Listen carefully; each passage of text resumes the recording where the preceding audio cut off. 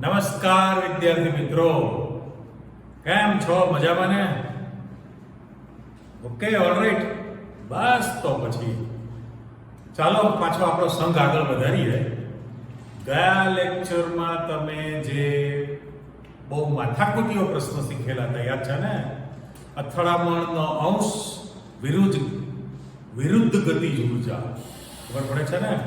કે એની અંદર જે તમે ચર્ચા વિચારણા કરેલી હતી કે ગતિજ ઉર્જા અને અથડામણ પામતા અણુઓનો અંશ જે હતો, અને છેલ્લા 3 લેક્ચરથી આપણે બોલીએ છીએ કે ભાઈ પ્રક્રિયા વેગ પર તાપમાનની સીધી અસર થાય છે.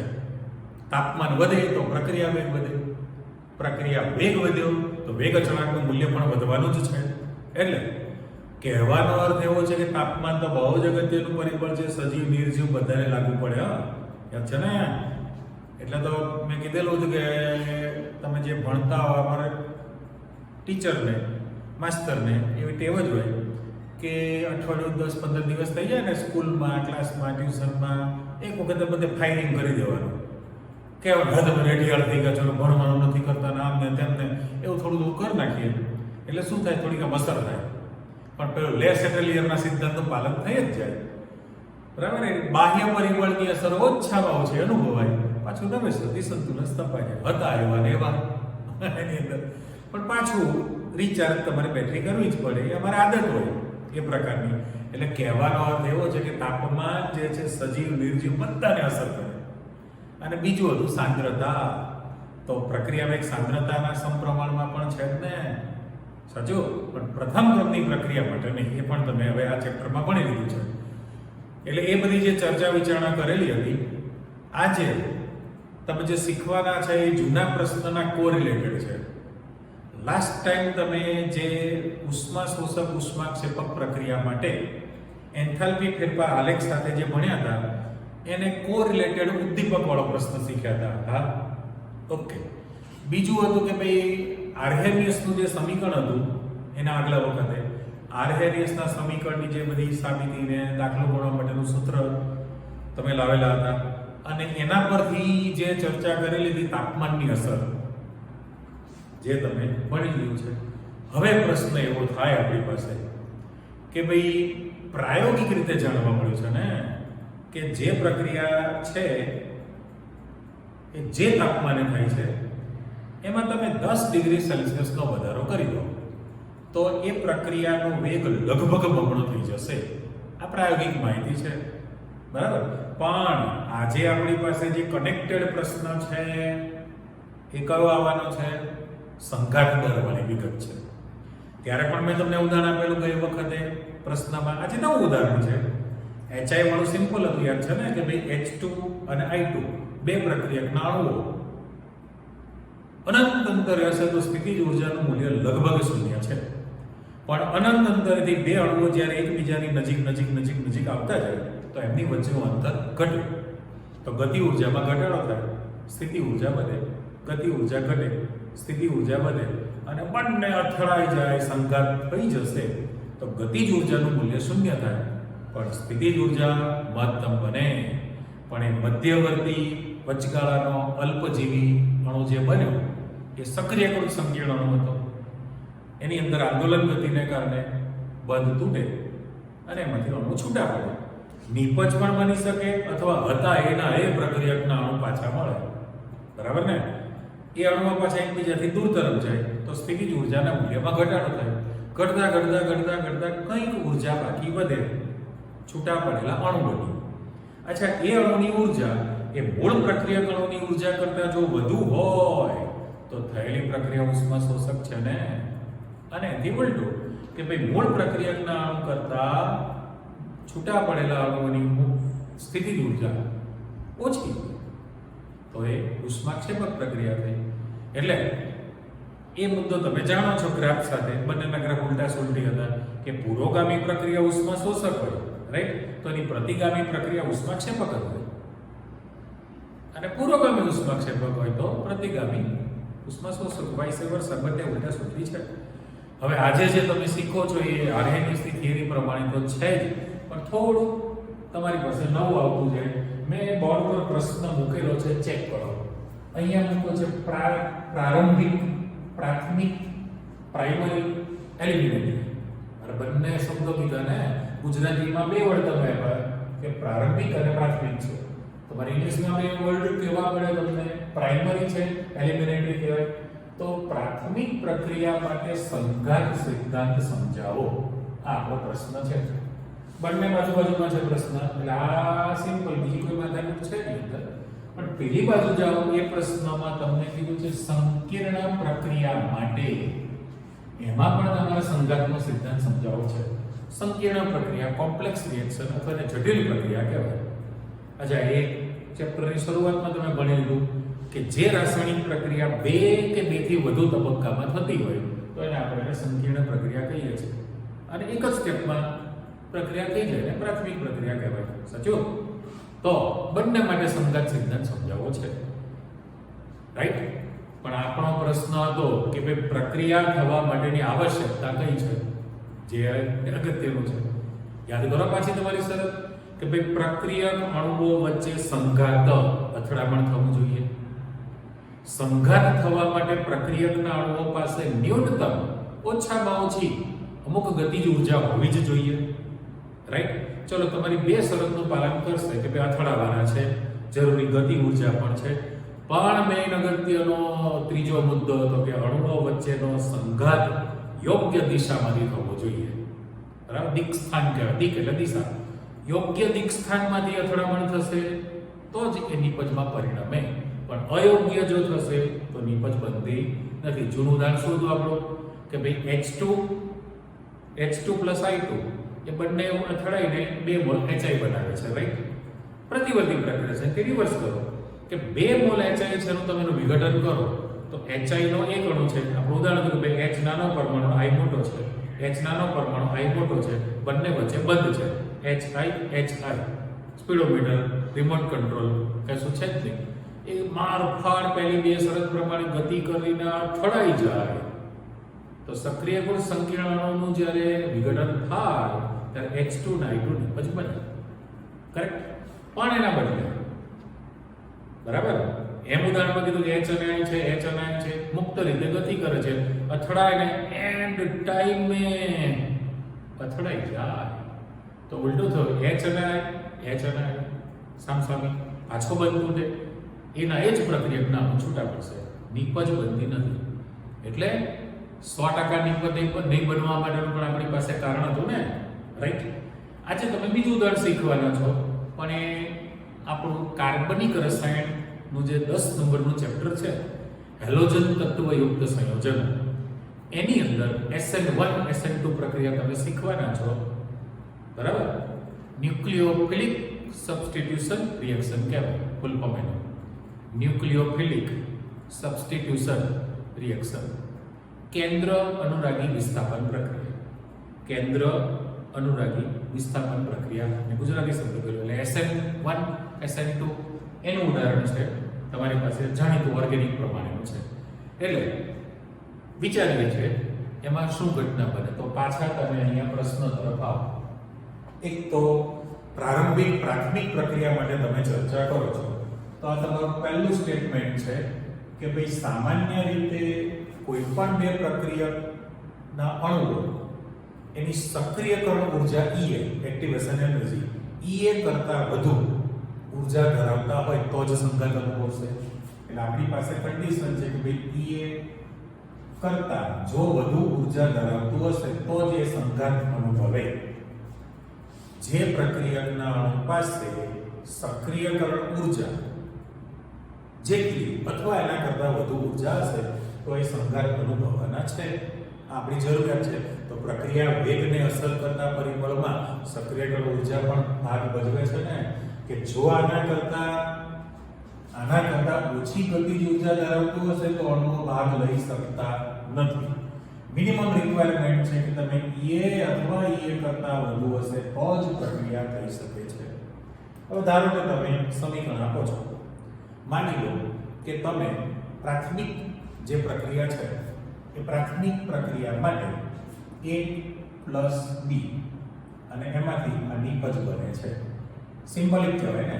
ધારો કે તમે આ એક પ્રક્રિયા કલ્પેલી છે પ્રાથમિક પ્રક્રિયા, એટલે H2 ને I2 બે જોડાય તો શું બને? એક જ નિબંધ ટ્વાઇસ HI બને, બરાબર? એટલે અત્યારે A પ્લસ B બે પ્રક્રિયા ભાગ લેશે અને એમાંથી નિબંધ બને. આ પ્રાથમિક પ્રક્રિયા પ્રાઇમરી છે, મધ્યસ્થી કોઈ તબક્કો બનતો નથી, એવું સ્વીકારેલું છે. તો આ જે પ્રક્રિયા મૂકેલી છે એ પ્રક્રિયા માટેનો પ્રક્રિયા વેગ કેટલો આપણે કીધું છે, ચોકલેટ ખાલી વેગ લખેલું હોય તો પ્રક્રિયા વેગ માટે z a b લખેલું છે નવું, અને into e raised to minus ea by rt આ તમારું સૂત્ર તો છે જ. આ સૂત્રને બ્લોક કરી દો અને આના વિશેની ચર્ચા વિચારણા આપણે કરીએ છીએ. તો તમારી પાસે કયું પદ તૈયાર થયું કહેવાય? અહીંયા જ્યાં લખવું હોય, જ્યાં તરીકે લખું તો z a b શું છે, બરાબર?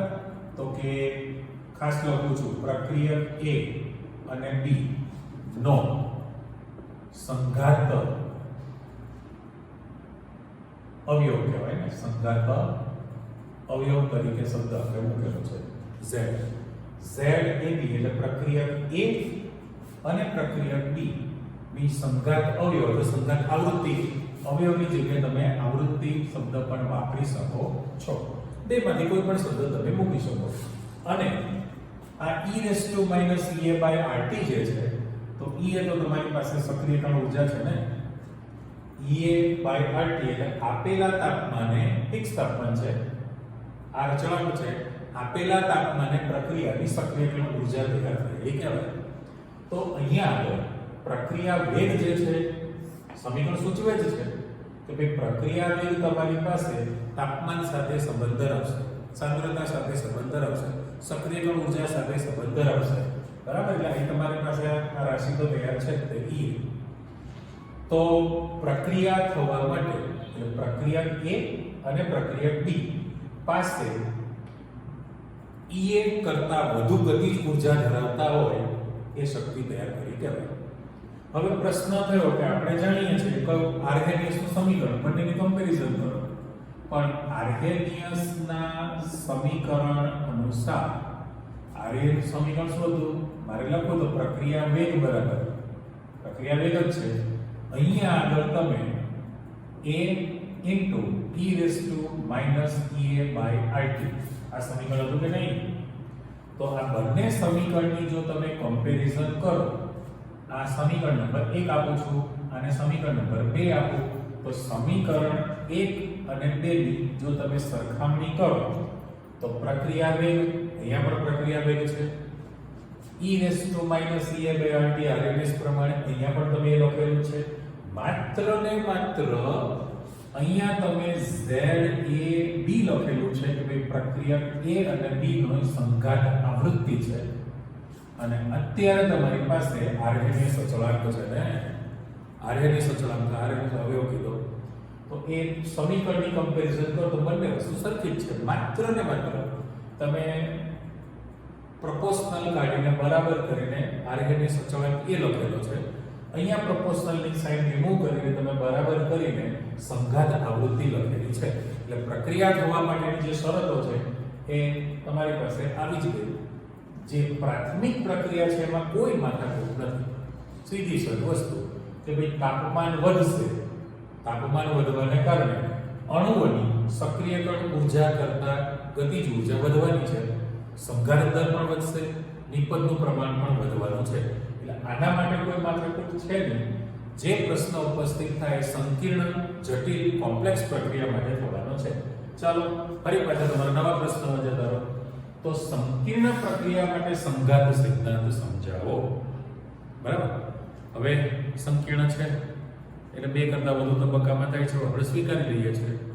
તો આપણી શરત પ્રમાણે અહીંયા સીધું જ તમે સેમ્પલ પહેલા લખવાના છો. જે સંકીર્ણ પ્રક્રિયા છે એ સંકીર્ણ પ્રક્રિયા માટે જે સંઘાત અવયવ છે, સંઘાત અવયવ અથવા સંઘાત આવૃત્તિ છે, એને સમજાવવા માટે તમે માત્ર આ પદ મૂકી શકતા નથી, એમાં પણ તમારે સુધારો વધારો કરવો પડે. શા માટે? તો HI નું ઉદાહરણ આપણું મેં તમને વધારામાં આપેલું, અત્યારે આપણું ઓર્ગેનિક પ્રમાણેનું સમીકરણ છે, સમીકરણો પહેલા જનરલ ચેક કરી લો. દાખલા તરીકે CH3Br લખું છું, બરાબર? ઉપર નામ લખી નાખીએ છીએ. તો તમે એને બ્રોમોમિથેન કહેવાના છો કે નહીં? બ્રોમોમિથેન છે તો મિથાઇલ બ્રોમાઇડ કહેવાય. એની તમે OH- સાથે પ્રક્રિયા કરશો તો વિસ્થાપનની પ્રક્રિયા થઈ તમારી પાસે CH3OH બને અને Br- પાછો છૂટો પડી જશે. તો મિથેનોલની બનાવટ તૈયાર થઈ કે નહીં? આ જે સમીકરણ હતું એ ન્યુક્લિયોફિલિક સબસ્ટિટ્યુશન, બરાબર?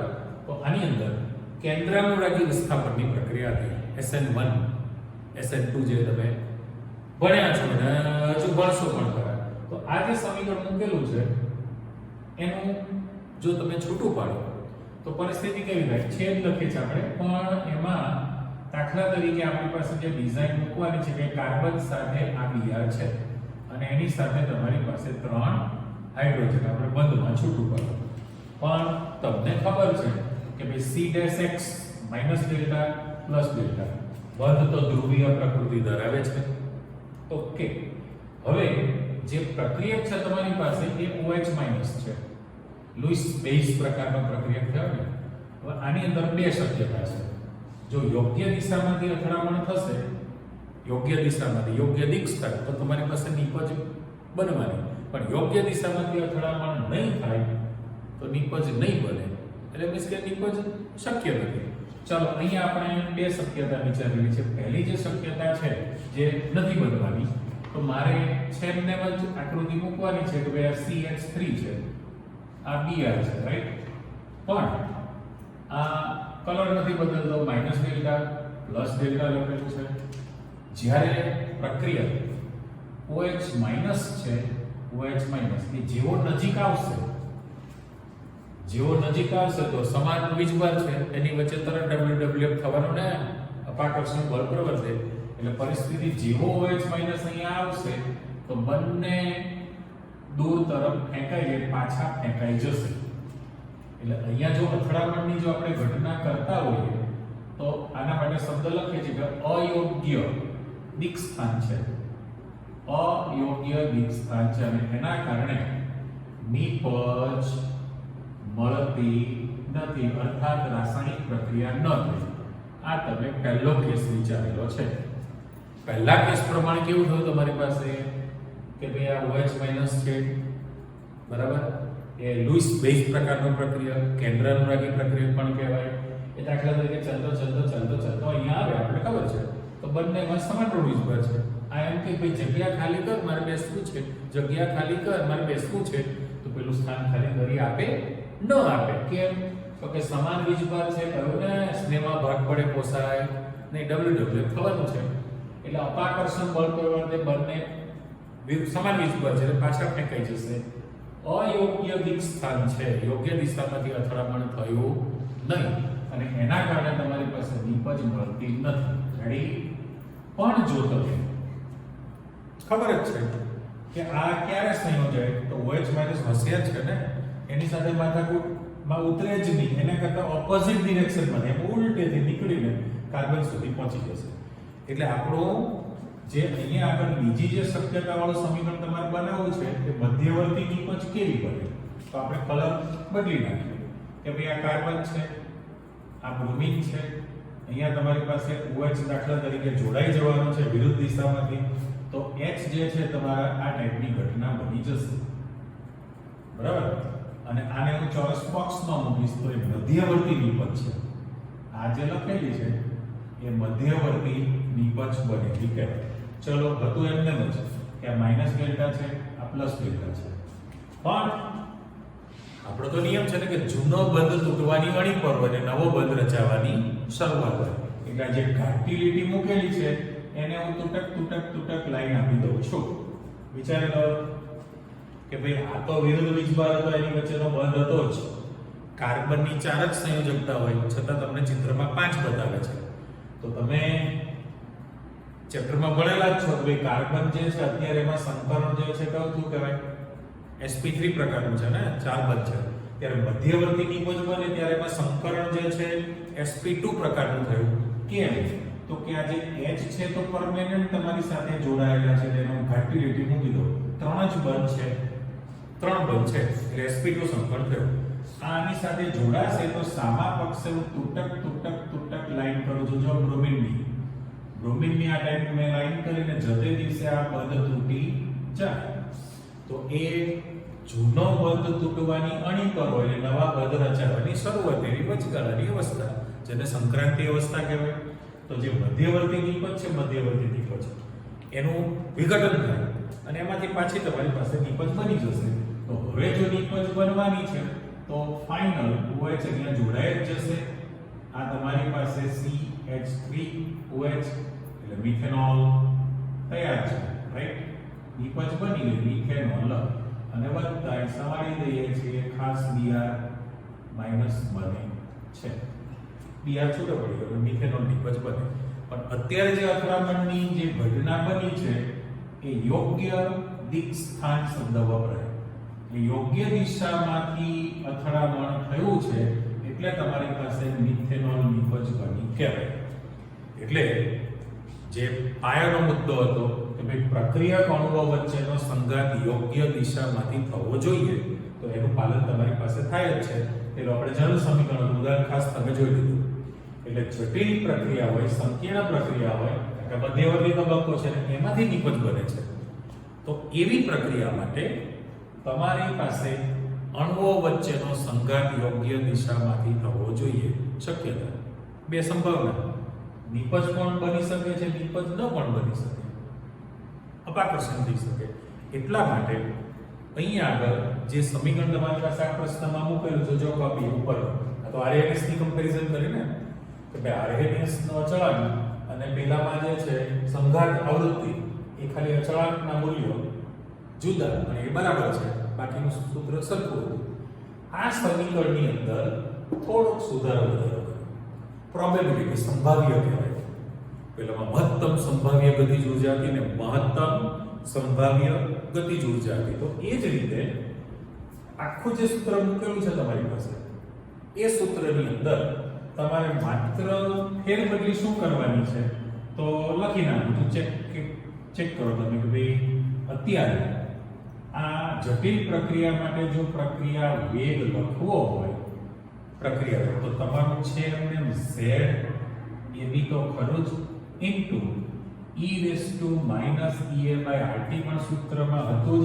પણ અહીંયા હું જે મૂકું છું એ ગ્રીન કલરથી મૂકેલું છે, p સિમ્બોલ મૂકેલો છે, એક ઘટક તરીકે ઉમેરો કરી દીધો.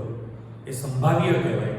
પ્રોબેબિલિટી પરથી જે શક્યતા છે એ સંભાવ્ય આવૃત્તિ અવયવ તરીકે તમે p નો ઉમેરો કરેલો છે. બાકી તો સેમ સૂત્ર છે, બરાબર ને. આજે તો લખાણ એવું છે જો અહીંયા પણ છે એનું જ લખાણ છે, ખાલી અહીંયા તમે સંભાવ્ય ગતિજ ઊર્જા જે છે એ મૂકેલું કહેવાય. એટલે યોગ્ય દિશામાંથી જો સંઘાત થશે તો જ નિપજ બનવાની, યોગ્ય દિશામાંથી નહીં થાય તો નિપજ બનતી નથી. એ તો ગળે વાત તમને ઉતરી ગઈ. પણ હજુ આ સિદ્ધાંતની ખામી શું છે તો આ સિદ્ધાંતની મર્યાદા અથવા ખામી જે તમારે લખવી છે એ હવે હું કહેતો જઈશ. બે મુદ્દા છે તમારી પાસે. તો ખામીમાં તમે જે SN1 SN2 જે પ્રક્રિયા શીખો છો બરાબર, એ SN1 જે તો S N અને 1 અને સાથે સાથે SN2 જો હું બ્લોક કરું છું આનો મિનિંગ તમને આવડી ગયો છે કે ભાઈ અત્યારે તો SN2 પ્રક્રિયા થઈ ને, ન્યુક્લિયોફિલિક સબસ્ટિટ્યુશન રિએક્શન ફૂલ ફોર્મ કેન્દ્રાનુરાગી વિસ્થાપનની પ્રક્રિયા થઈ કહેવાય. તો આ જે પ્રક્રિયા થશે એમાં જે પ્રક્રિયા વેગ છે એ બંને ઘટકોની સાંદ્રતાના સમપ્રમાણમાં હોય, અર્થાત બંને ઘટકોની સાંદ્રતા પર આધાર રાખે એટલે એને SN2 કીધી છે. પણ માત્ર એક જ પ્રક્રિયકની સાંદ્રતા પર આધાર રાખતો હોય, માત્ર એક જ પ્રક્રિયક તો SN1 પ્રકારની પ્રક્રિયા હતી. પણ એ ચેપ્ટરની અંદર તમે આ જે પ્રક્રિયા લખેલી છે એમાં પ્રક્રિયકના જે અણુઓ છે એટલે અણુ અથવા તો પરમાણુ જે પ્રક્રિયામાં ભાગ લે છે એને સખત ગોળા સ્વરૂપે કલ્પેલા છે, ગોળા સ્વરૂપે વિચારેલા છે અથવા કલ્પેલા છે. રેડી? મેં એક શબ્દ મૂકી દીધો, કલર પરથી જુઓ કે ભાઈ પ્રક્રિયામાં ભાગ લેતા અણુ કે પરમાણુને સખત ગોળા સ્વરૂપે વિચારેલા છે. એ બંને પ્રશ્ન માટે તમે લખો તો પણ વાંધો જ નથી કે ભાઈ આ જે સ્ટાર્ટિંગ વાક્ય છે ને એમાં અણુને પરમાણુને સખત ગોળા સ્વરૂપે કલ્પવામાં આવેલા છે.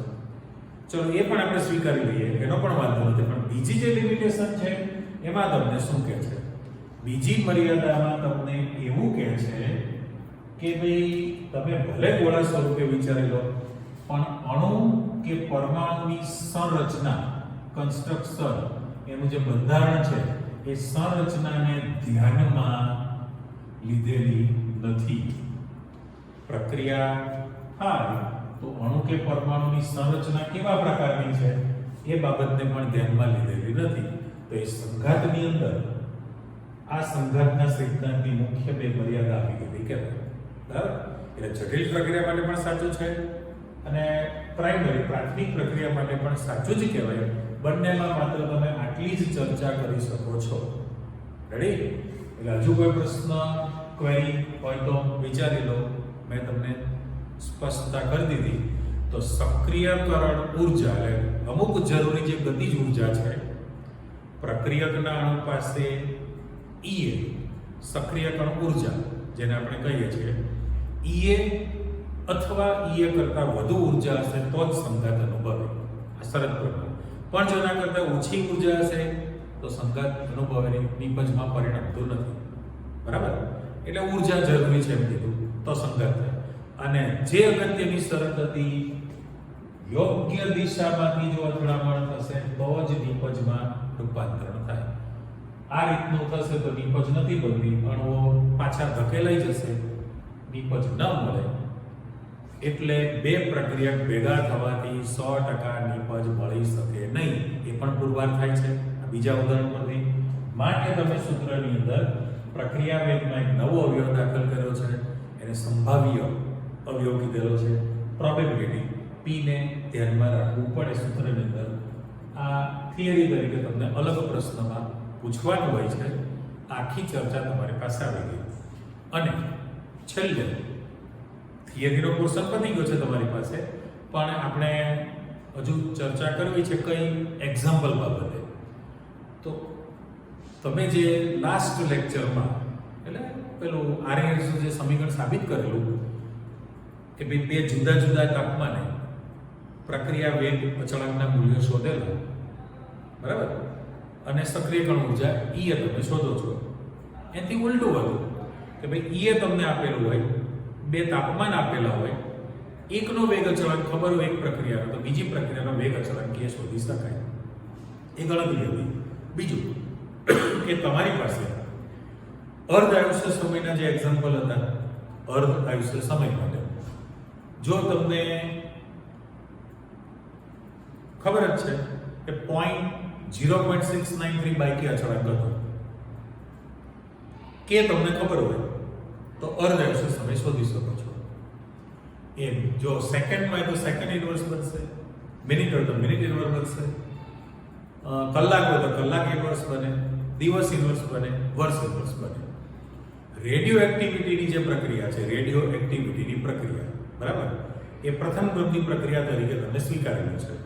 એટલે એને એ સૂત્રો લાગુ પાડી શકો. ફિઝિક્સમાં પણ 12માં એક્ઝામ્પલ આવશે, આમાં પણ તમને ગણવા માટે દાખલો આપેલો છે, પણ એના માટે થોડીક ચર્ચા એવી કરવી છે એ બાબતમાં. આ તો ટોપિક તમારો પતી ગયો કે ભાઈ જે પુરાતત્વશાસ્ત્ર કહેવાય, પુરાતન તત્વશાસ્ત્ર, બરાબર, તો એ ખોદકામ કરે તો એમાંથી તમને કાસ્ટ, અમુક પ્રકારની મેટલ નીકળે અથવા તો જે પથ્થર નીકળે એ કેટલા વર્ષ જૂના છે એ નક્કી કરવામાં આવે. એ આખી પદ્ધતિને રેડિયોમેટ્રિક ડેટિંગ પદ્ધતિ કહેવાય, બરાબર. સાદો કાર્બન C12 છે અને રેડિયો સક્રિય C14 છે. આ બંને વચ્ચેની જે હાજરી છે એ આખો ટોપિક ટિપિકલ છે, જાણકારી માટે મારે કહી શકાય. સાંભળજો કે ભાઈ વાતાવરણમાં નાઇટ્રોજન 78% છે, 21% ઓક્સિજન છે, 99%, અને 1% નિષ્ક્રિય વાયુ છે. બાકી તમારે બાયોલોજીની ભાષામાં સ્ટ્રક્ચર હોવાનું હતું. તો કોસ્મિક કિરણોની હાજરીને કારણે તમારી પાસે નાઇટ્રોજન જે છે એ વાતાવરણની અંદર રેડિયો સક્રિય કાર્બન બનવાનો હોય, બરાબર. એ રેડિયો સક્રિય કાર્બન જે છે એ O2 સાથે સંયોજન તો કાર્બન ડાયોક્સાઇડ બનશે.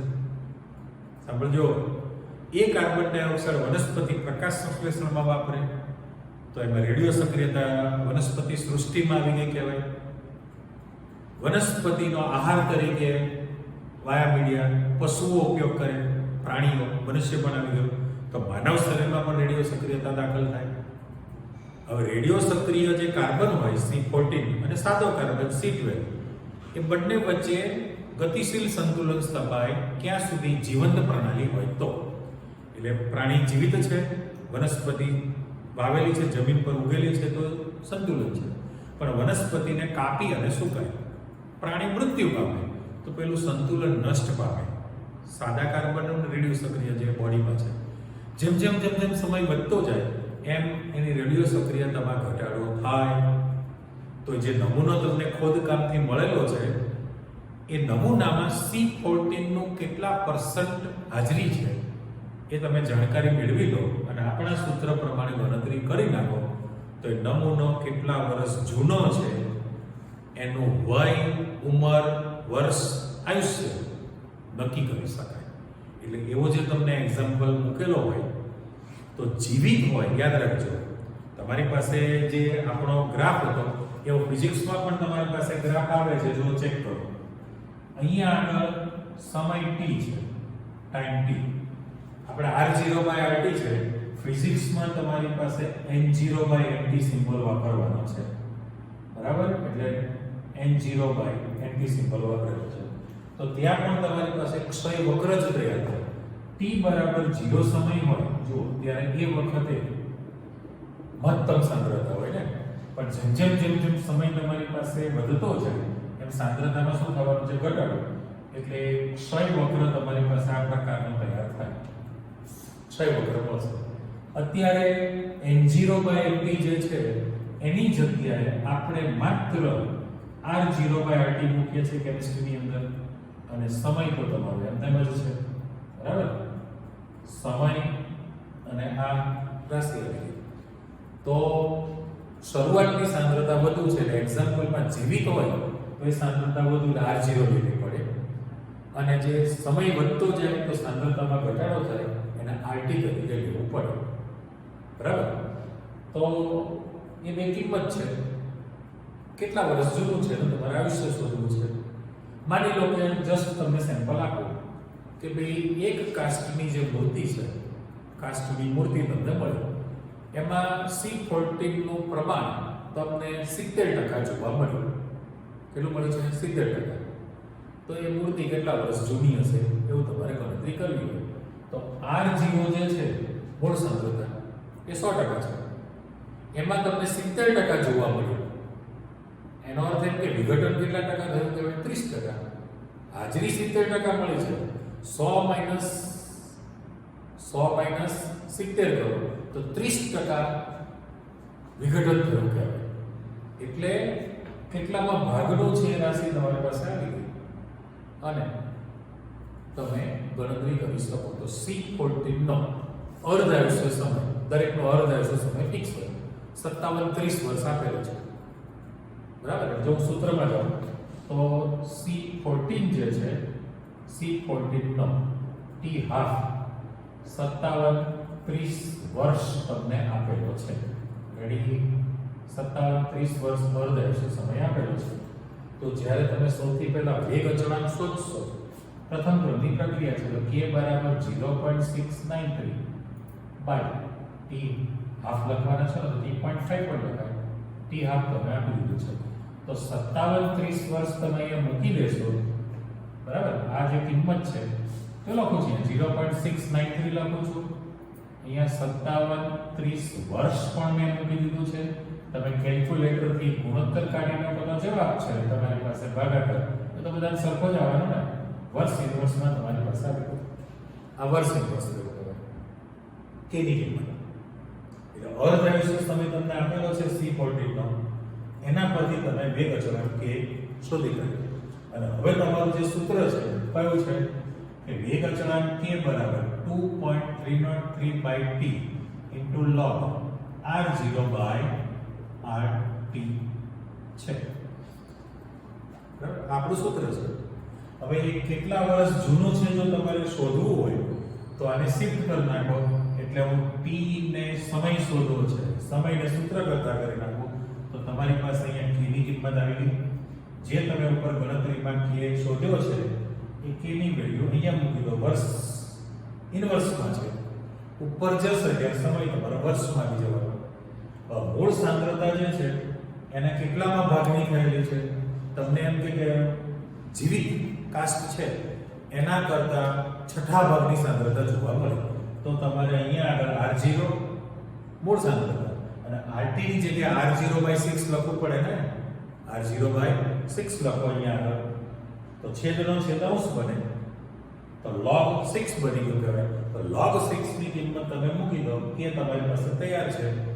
t સમય ગણતરીમાં તમે મૂકી શકો, એ નમૂનો કેટલા વર્ષ જૂનો છે એવું શોધી શકાય. આવો દાખલો ફિઝિક્સમાં આવે, આપણે તો પૂછે છે. સાથે સાથે સ્વાધ્યાયમાં એક સરસ મૂક્યું છે કે ભાઈ સ્ટ્રોન્શિયમ SR90 તમને આપેલું છે, બરાબર. એક બાળક જન્મે ત્યારે એના બોડીમાં શોષણ થયું 1 માઇક્રોગ્રામ, એટલે 10⁻⁶ લેવું પડે ને. 1 માઇક્રોગ્રામનું શોષણ થયું છે બોડીમાં, એનું ઓરિજિનલ r0 કહેવાય. પણ પછી એ બાળક જ્યારે 10 વર્ષનું થાય અને 60 વર્ષનું થાય, એ બાળક 10 વર્ષનું, બાળક 60 વર્ષનું, એટલે 60 વર્ષે બાળક જ કહેવાય ઉંમર પ્રમાણે. એટલે તો એ વખતે એના બોડીમાં કેટલું વધ્યું છે જાણી શકાય. હા, ખબર પડી ગઈ. મેં સ્ટ્રોન્શિયમનો અર્ધાયુષ્ય સમય આપેલો હોય એટલે તમારી ગણતરી આ જ પ્રકારની થઈ છે કે ભાઈ સ્ટ્રોન્શિયમનો અર્ધાયુષ્ય સમય તમને આપેલો હોય તો કે શોધી નાખો. k ની કિંમત તમારી પાસે તૈયાર છે, બરાબર. અહીંયા તમે 1 માઇક્રોગ્રામ 10⁻⁶ લખવાના છો. સમય તમને આપેલો છે 10 વર્ષ લખેલું છે, તો એ વખતે બોડીમાં કેટલી સાંદ્રતા હશે તો rt ને સૂત્ર કરતા કરવાનો છે, બરાબર. અને 60 વર્ષ પછી જોશો તો એ સમય 60 છે, કે તમારી પાસે હતો r0 લખવાનો 1 માઇક્રોગ્રામ 10⁻⁶ અને એ ગ્રામમાં હતું, અને rt 60 વર્ષે પાછી તમે ગણતરી કરો તો 10 વર્ષે જે બોડીમાં હતું પ્રમાણ એના કરતા 60 વર્ષે પ્રમાણ ઘટવાનું છે ને. કેમ તો કે એનું સતત વિખંડન થવાનું છે, વિભંજન કહેવાય, વિખંડન કહેવાય, ક્ષય વક્ર તમારી પાસે તૈયાર થાય. એટલે એક્ઝામ્પલમાં બીજી જે પેટર્નના છે આવા પ્રકારના દાખલા તમારી પાસે આવે છે, રાઈટ. એ તમારે ગણેલો દાખલો પણ જોવાનો છે, સ્વાધ્યાયમાં મૂકેલો છે એનું પણ તમારે મૂકીને ગણતરી કરવાની છે. નેક્સ્ટ ટાઈમ ફરી પાછા આપણે ભેગા થઈએ છીએ. આજના માટે આટલું ઇનફ. તૈયાર કરી નાખો, બહુ બર્ડન નથી, બહુ લિમિટેડ વર્ક આજે આપણે કરેલું છે. પાછા મળીએ છીએ, બરાબર. આવજો, બાય.